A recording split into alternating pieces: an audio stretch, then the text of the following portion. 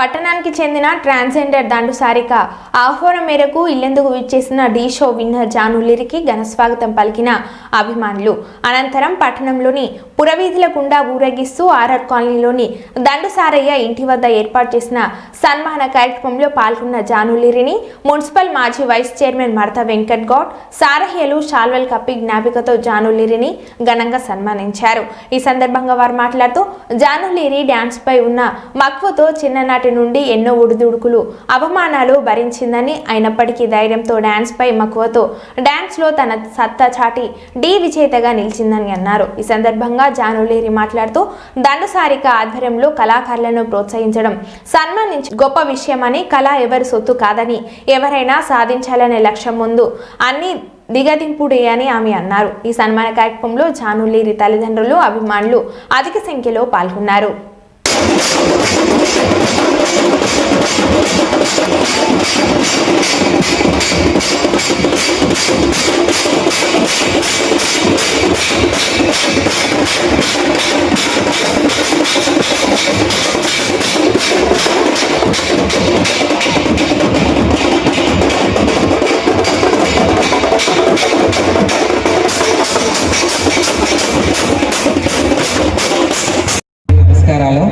కళ ఎవరి సొత్తు కాదని నిరూపించుకుంది జానులిరి.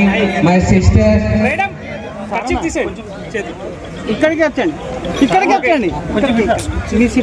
కాదు, ఎవరి టాలెంట్ వాళ్ళకు ఉంటుంది. ఎంతో మంది కళాకారులు చాలా మంది వెనుకబడి ఉన్నారు. ప్రతి ఒక్క కళాకారుడికి నేను ప్రోత్సహిస్తూ ఉంటా, ఎవరికైనా సపోర్ట్ చేస్తూ ఉంటా. అన్న ఇది లేదంటే నేను ముందుకుంటా.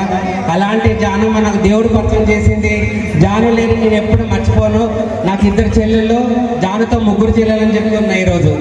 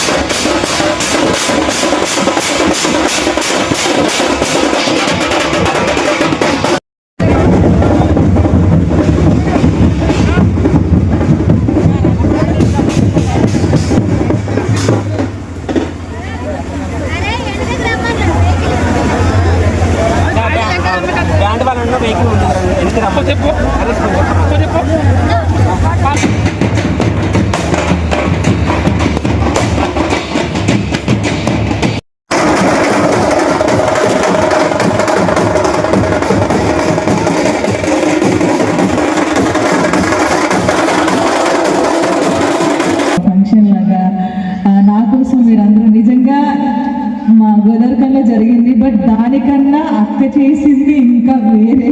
థ్యాంక్ యూ సో మచ్ అక్క. థ్యాంక్ యూ అన్న మీకు కూడా. ఒక్కసారి సారికి అక్కకు ఒక్కసారి మీరు అందరు క్లాప్స్ కొడితే నా తరఫున please. Thank you so much. నేను ఫస్ట్ డి షోకి వెళ్ళినప్పుడు చాలా భయపడ్డాను. అంటే మనం ఫోక్ డాన్స్ కదా, వాళ్ళు అక్కడ రకరకాల స్టైల్స్ చేస్తారు, ఎలా చేస్తాను. ఫస్ట్ అక్కడికే ఫోన్ చేశాను, అక్క నాకు భయం అవుతుంది అక్క, ఎలా చేయాలంటే లేదు జాను నువ్వు చేయగలుగుతావు, నీ టాలెంట్ నీకు తెలియదు అని ఫస్ట్ చెప్పింది నాకు సారికక్క. నేను ఎప్పుడు భయపడ్డా లేదు నువ్వు విన్ అవుతావు ఆ మాట ఎప్పుడు అన్నదో కానీ నేను నిజంగా గెలిచానక్క. Thank you so much. నిజంగా నీ ఆశీస్సులు నాకు ఎప్పుడు ఉండాలని, నువ్వు అన్నావు 3 చెల్లెళ్ళని, ఆ మాట ఎప్పటికీ అలాగే ఉండాలి. చిన్న చెల్లెగా మీరు అందరూ ఆదరించాలి. మీ అందరికీ థ్యాంక్ యూ సో మచ్. నిజంగా నాకు ఎక్కువ మాట్లాడరాదు, ఇంతకన్నా ఇంకేం లేదు.